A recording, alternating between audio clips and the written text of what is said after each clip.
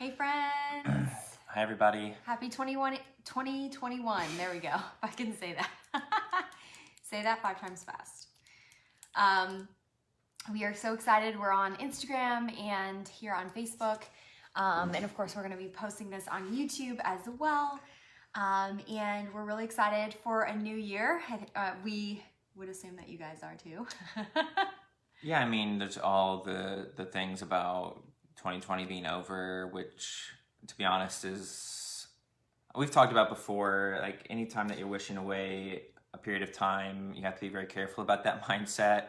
But I know for a lot of people, it is a relief to get into 2021, and I think we're all looking forward to what it'll bring. But Absolutely. at the same time, we want to look back at 2020 today and kind of do a little retrospective on some things that we learned and appreciated and hopefully grew in 2020. And then, next week we'll start looking forward to things we're looking forward to more specifically dealing with 2021. Yeah. So do you want to go first?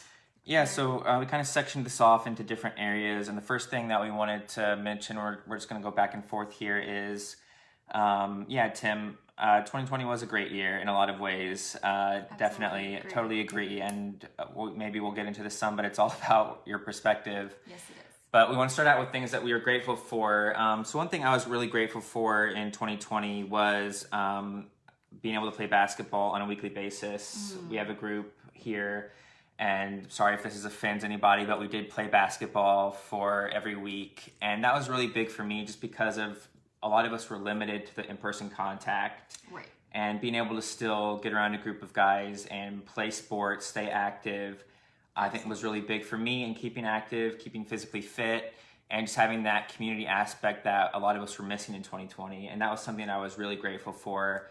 Nobody was sick. We were all active adults, and but it was a really great experience to be able to be active still and have that community around us. I think was really helpful to a lot of the people's psyche during that time, and really was able to keep that sense of normalcy that a lot of us were missing.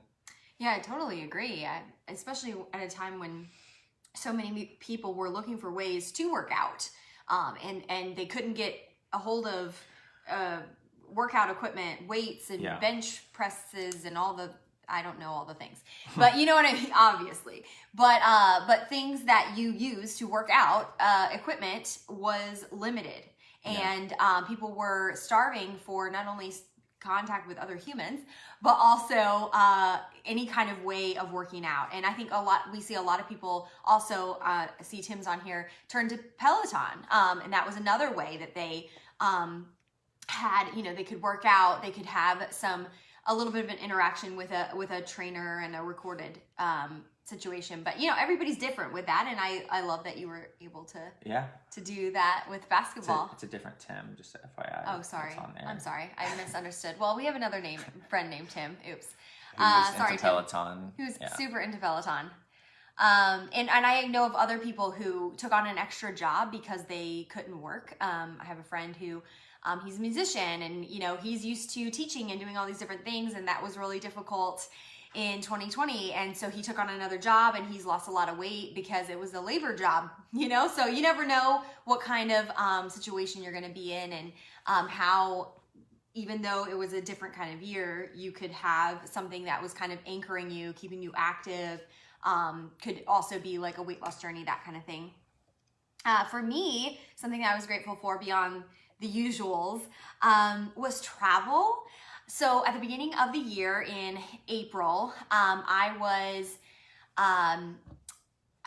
supposed to go over to Vegas, and we have our global training conference for Arbonne over there every year, and that's always a really fun time.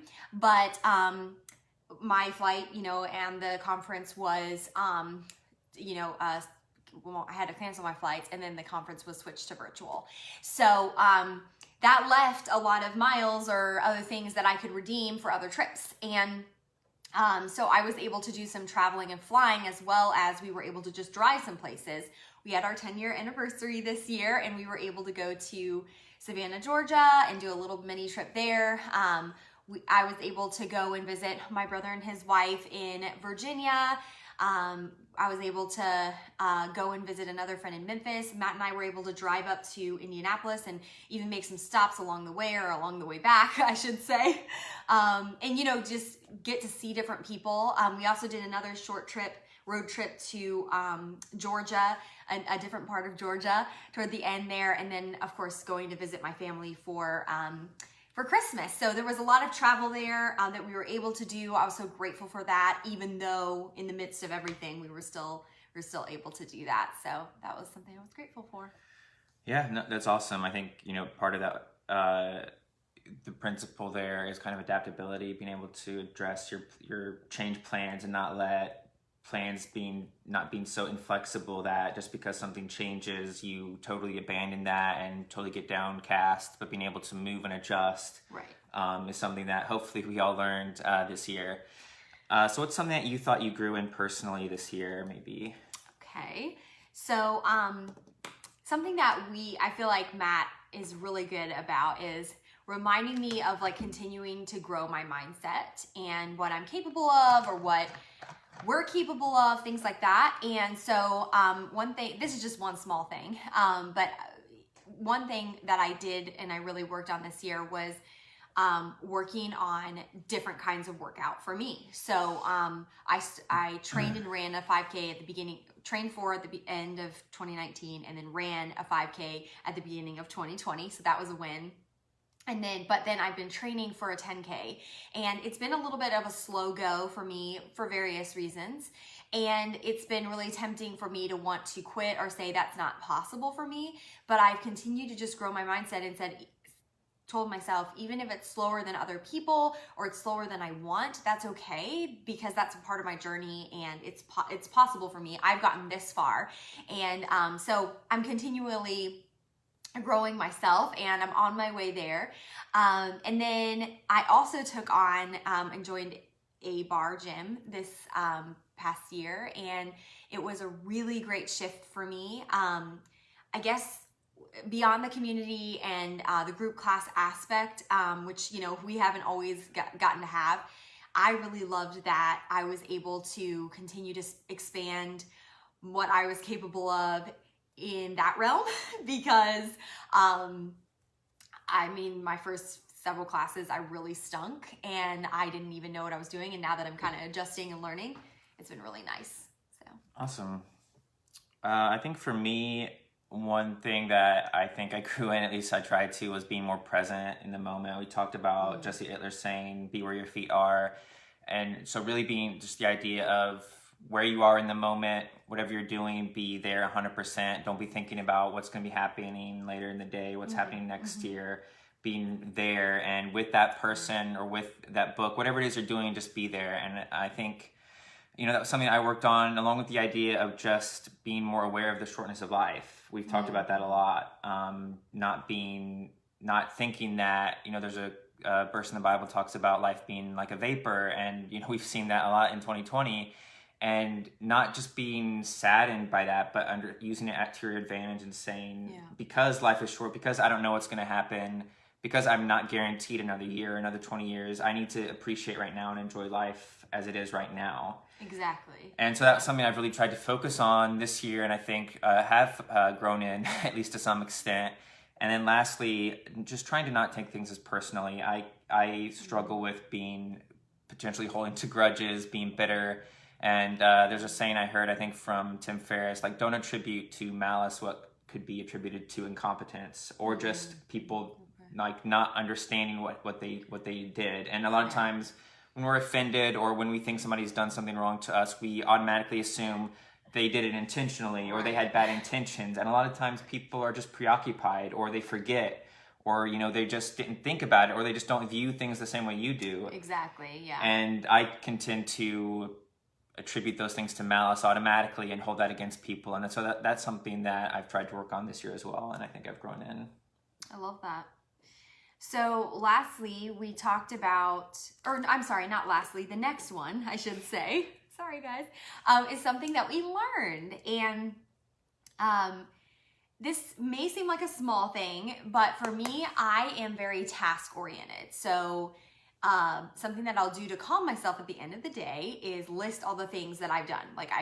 I'll feel like it's the end of the day, I didn't do anything. And then to comfort myself and give myself some peace, I try to go through, okay, I did, and I list out in my brain all the things that I did. And one thing that I was learning in 2020 is that my worth isn't attached to my to-do list. And this is something that my life coach actually pointed out because of some things that I was telling her. And so, this has been a really big shift for me to not be so task oriented and to say, well, I'm worthy or I am a better whatever because I did all these things and I checked all these boxes off, but rather like, how was I? Was I present in the moment? Was I, doing something that maybe was self-care that helped me? Was I showing up for other people, deepening relationships? The things that really are going to matter and last into, beyond me, leaving a legacy, if you will. Okay, great. Was there anything you learned more about or something you learned more about life in general that were kind of maybe either principles of life that were kind of made evident to you, the outside of yourself? That's kind of how I separated into things that I learned about myself and things I learned about life in general.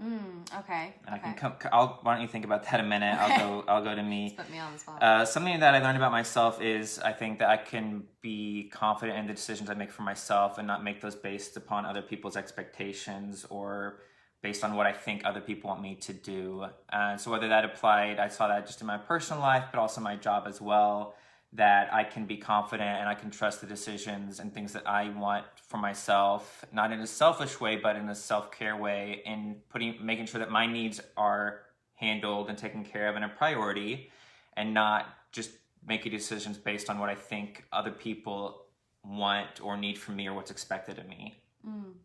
So I think that was one. And then also, I touched on this before, but being adaptable to situations. We've had to be flexible and learn that things aren't always going to go as planned. And I think that's been something that is going to serve us going forward, and serve me specifically, is just being more adaptable, being able to still be happy in the moment if plans change and things don't go as you want. And again, using that to your advantage, because a lot of people aren't going to have that mindset change. They're still going to expect things to be as they have been in the past. And the more adaptable you can be, especially as you get older, because we tend to, as we get older, to become less flexible. Right. And so we become more rigid. So maintaining that adaptable mindset and that flexible mindset, I think, is going to be really helpful. So some of the things that I learned in general, I think just the power of our environment. I think we're so influenced by the environments we're in. This particularly hit me with, again, the environment you're in with the news, hearing how bad things are, continually being inundated with COVID news. Like, we have to be very careful, and that's something that I really tried to stray away from, is being inundated with negativity, because it doesn't just hurt us mentally, it hurts us physically, which is kind of ironic in a way. But the more you associate with those ideas, the more likely you're probably going to be unhealthy. Yeah, it causes a lot of stress. Which makes you more susceptible to sickness. I think the other thing was just, I think this year, I've read a lot of self-help books, a lot of personal development, a lot of leadership books. And this year really nailed down the power of training your mind and putting positive thoughts, empowering thoughts in your mind, and really trying to live that out, and not just from there's a difference between knowledge and wisdom. Knowledge, I can read it, I understand it, but if I don't apply it, then that's not wisdom. Right. So that's something that I think, became more evident to me this year as well. And then really, I think life is what you make it. There's going to be bad things that happen. There's going to be challenging things that happen. But can you still have joy? Can you still be happy and present in those moments where there is pain, there is difficulties? Or are you just going to blame the circumstances and blame the environment or blame other people? Right. And, we've talked a lot about this year that's been challenging and hard and sad, and it has been. And we've been blessed with relatively minor challenges in that regard. But I do think, regardless of what we go through, it's going to be what you make it. And our experience is unique to us. And so we can't live someone else's experience. Right. We're going to all have varying degrees of challenges, but we have to be, have to try to have that joyous mindset regardless of what we go through. Absolutely. I think there's so many things that you can take away from this year, and you hit on some really key ones. I mean, it's hard for me to add to that. In fact, that reminds me, I have this, you can't really see it on Facebook, but you can see it on Instagram. I have this sweatshirt that says choose happy. And that's really what you're trying to do in that situation when you're trying to, make the most out of a situation, or your however you worded it. I'm not even remembering the exact way, but you have a choice. You always have a choice in how you're going to respond to a situation. And we had a choice in how we were going to respond to 2020 and all the things that were negative that it brought. But I think, I guess it really strikes me because the last few days, I don't know if you guys have seen it, but there's this Match.com commercial where basically it's supposed to be the devil hooks up with 2020 on Match.com, and that they have this wonderful relationship. And I think it's so easy to demonize this last year and just say it was the worst and it needs to go, and I hope we never repeat it. And don't get me wrong, there's been plenty of bad things that I say, yeah, let's never repeat. But again, let's not throw this year out and say it was for naught, because there were so many good things that came from it. And I think it just goes back to, again, you have a choice to choose to see the good. And so many people, it was really interesting when we were in Cincinnati, the preacher where my parents go to church pointed out, so many people mentioned this year, oh, I spent so much more time with my family. It was so good to spend more time with my family. And he's like, it took a pandemic for you to spend more time with your family. And I understand that's kind of maybe a little bit shocking to hear. It even was a little shocking to hear, whenever I've experienced, I feel like I had heard something similar once before even, but it's it shouldn't take something really big to wake us up, but sometimes it does. And take this last year as a lesson to really focus on what really is important, and try to shape your life. And that's what we're trying to do with No More Sundays. Try to shape your life in such a way that you're saying yes to the things that are going to bring you joy and fulfillment and peace and wonderful things in your family life, your home life, your spiritual life, all the things, and try to say no to those things that aren't bringing you those things as much as possible. And there's so many, we have so many opportunities at our fingertips. So I guess that's just one thing that kind of came to mind. Yeah, I mean, and I think people tend to have this thing that December 31st ends, 2020 is over, and somehow that means things are going to be automatically better. It's Right. there's no stop. Whatever challenges are still going on, except things are going to change some politically, but otherwise everything else, nature just takes its course. There's not any stopping point that automatically on January 1st that everything is going to get back to, it's going to be, sunshine and rainbows all the time. And if you have that mindset, then you could be in for, it could be even rough. We don't know. 2021 could potentially be worse in some ways than 2020. So that's why it's so important that we get our mindset as good as possible now, that we have that mindset to count it all joy when we go through trials. Exactly. To the best of our ability, and make the best of the lives that we've been given. Absolutely. I totally agree. So the last one, are you ready to move on to that? That we were going to go over is something we're looking forward to. I mean, I've just listed several. I'm going to be starting a new job here in a couple weeks, or next Monday. Not tomorrow, but the next Monday. So that's going to be exciting change. After being 8 years at another company, it'll be nice to have a fresh start, to basically get back in that learning mode to where you're at ground zero. I think is going to be really, really nice. And a challenge, but nice as well. Growing, seeing what No More Sundays, we have some plans to see where that goes, but continuing to grow that is going to be exciting. And continuing writing, I'd like to write at least one more book this year. And then I was just looking before we got on here at the Spartan races for 2021, because I took a year off because they kind of took a year off, and I took a year off from that. So I'm looking forward to getting back to that this year, as well as I have the goal of running a marathon. And then, one of the big changes in 2020 visibly for me has been my arm, if you haven't seen, but continuing to work on getting my arm, the tattoo finished up. is going to be fun and exciting as well. Nice. So my word for 2021 is advance.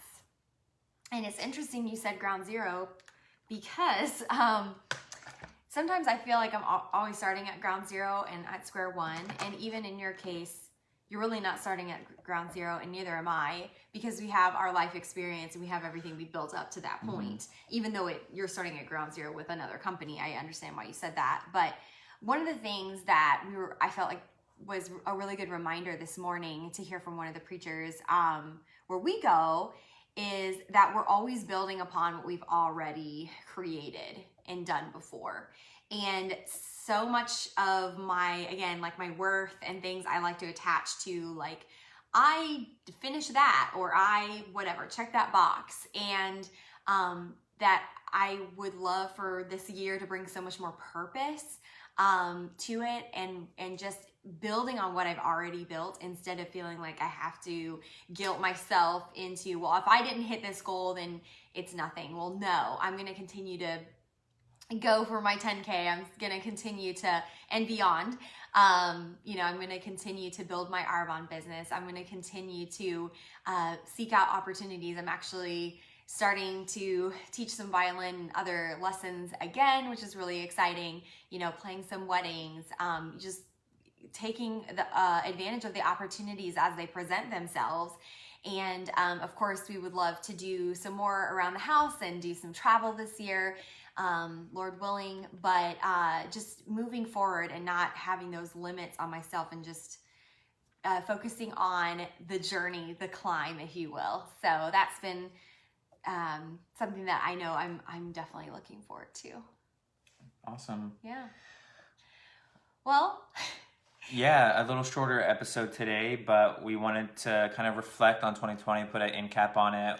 We wanted to, acknowledge you guys for watching us, supporting us in our 20 plus episodes. We're looking forward to continue to grow. If there's any way we can support you, we'd love to hear. And let us know, what is your reflections from 2020? Yeah. Just follow our questions if you want to answer any of those. What were you grateful for? How did you grow? What are you looking forward to?